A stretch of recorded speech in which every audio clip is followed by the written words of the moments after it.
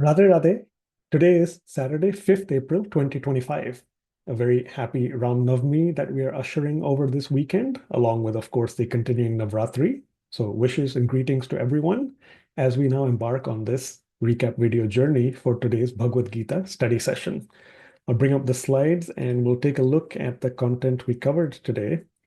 Two verses after the usual recap quiz. The recap quiz was for chapter 10, verses 34 and 35. So you can take a look at the description for the video to get the questions from the usual community portal page and go through them, revisit that material. And then we got started with chapter 10, verse 36. Dyutam chalayatam asmi tejas tejas vinam aham Jayosmi Vyavasayosmi Sattvam Sattvavatam Aham.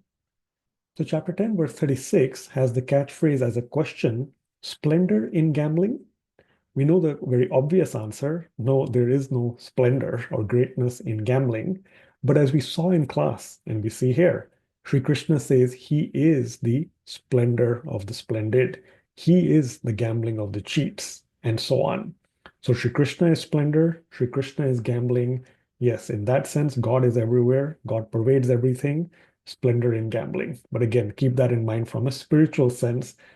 Literal sense, we know there is no splendor in gambling. In fact, as we discussed and see from Swamiji's commentary, it is a vice. So far, out of the long list that Sri Krishna has been telling us of the different qualities, attributes, entities, personalities that he is or manifests, everything mostly has been very, very positive, very, very lofty and noble. But now he also mentions gambling, which is truly a vice, and we get reminded of the Mahabharata dice game, Yudhishthir's weakness for it, that in fact led them to where one is on the Kurukshetra battlefield, getting to now hear this dialogue of the Bhagavad Gita. The question that Swamiji asks is it forbidden? Is it bad? What does one think about it? And again, we discussed how Swamiji has reminded us time and again about the analogy of the electric powerhouse and truly the concept of free will. God grants us free will so that we can make choices. We are faced with many different thoughts before making a decision. The intellect has to discern and discriminate amongst those thoughts and choose a certain path. Each time, of course, we are responsible for our actions, we, the soul. And in this lifetime or a future lifetime, we then have to bear the fruits of those karmas. God, remember, as Paramatma seated in our hearts, is like that accountant taking note, keeping track of everything, and he gives us those fruits.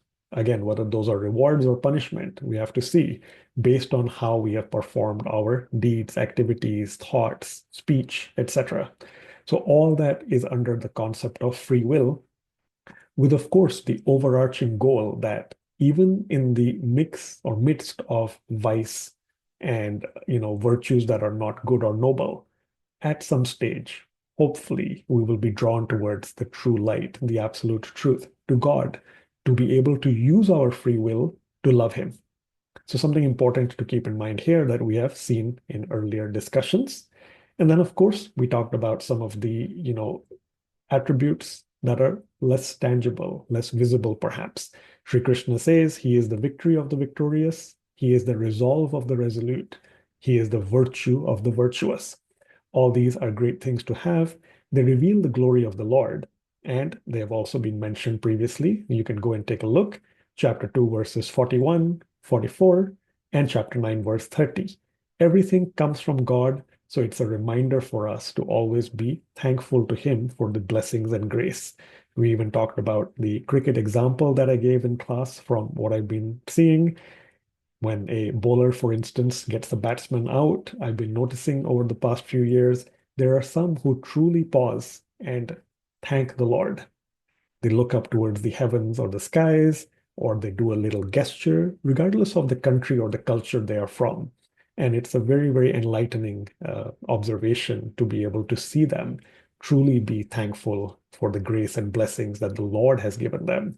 Because again, victory is all coming from the Lord.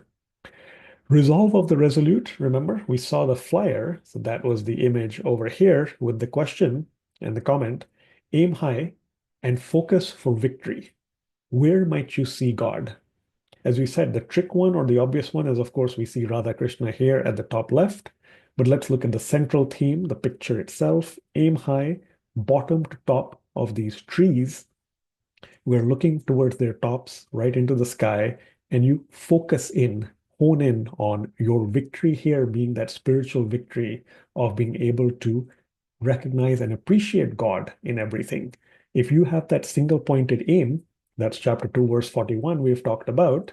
Imagine Arjun, that wooden bird, or just any goal. Single pointed focus, have that resolve, the steadfastness of purpose. And your victory, of course, is to be able to appreciate and be thankful for God everywhere. As I also mentioned, somehow this does have a shape of a heart as well, God seated in our hearts. That's just a coincidence. But again, it's about that resolve of the resolute, steadfastness of purpose, and victory of the victorious. Next up, let us look at chapter 10, verse 37. Vrishinam vasudevosmi Pandavanam dhananjaya Muninam apyaham vyasaha Kavinam ushana kavihi. Chapter 10, verse 37 has the catchphrase also as a question, which one's Krishna? We discuss this and we see in this verse that he, of course, says he is amongst the descendants of Vrishni. He is Krishna. So Krishna is Krishna. But he is also Vedvyas, who is also known as Krishna Dvaipayana. Which one's Krishna? Krishna is all of them. He is, in addition to them, of course, also Arjun. He is also Shukracharya. So again, a list of noble personalities in this chapter 10, verse 37. We know Lord Krishna was the son of Vasudeva and Devki. That's why he's also known as Vasudevaha. And he says that amongst those descendants of Vrishni, he is Krishna.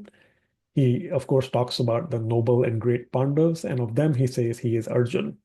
We've mentioned this before in several verses, and especially in the opening verses of certain chapters. Sri Krishna reminds Arjun that he is eligible for this wisdom. He is suited for it. And that is because Arjun is Sri Krishna's friend, he is Sri Krishna's devotee, and Anusuyave, he is also not envious of Sri Krishna. So why not mention him as one of those great vibhutis, opulences of Sri Krishna? We, of course, did talk about Ved Vyas. We know about him in the context of dividing the Vedas into the four as they are, as we know them today, for mankind's benefit, yug after yug. We know him as Swamiji says, Badarayan and Krishna Dvaipayana. Krishna meaning for darkness of complexion, Dvaipayana as being born on an island. He also was, of course, the person who spoke the Mahabharata. Sri Ganeshji wrote that, again, for posterity for all of us. And Vedvyas was also an avatar of Sri Krishna. This is mentioned in the Srimad Bhagavatam, one of those 24 avatars of Sri Krishna. And finally, we also see that Sri Krishna says that he is Shukracharya, Kavina. Amongst the great thinkers, he is Shukracharya.